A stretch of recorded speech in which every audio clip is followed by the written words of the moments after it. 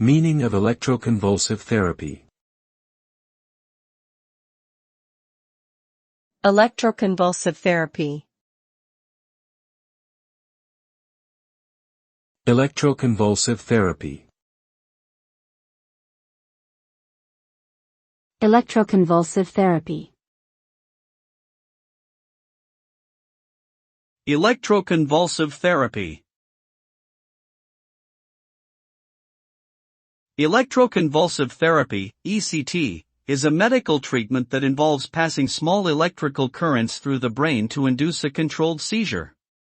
This procedure is used to treat severe mental illnesses such as depression, schizophrenia, and bipolar disorder when other treatments have not been effective.